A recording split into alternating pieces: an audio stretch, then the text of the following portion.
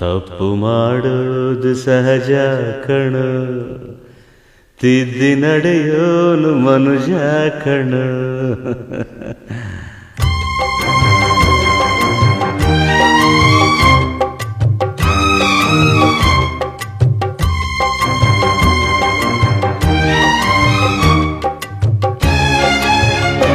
ತಪ್ಪು ಮಾಡೋದು ಸಹಜ ಕಣೋ, ತಿದ್ದಿ ನಡೆಯೋ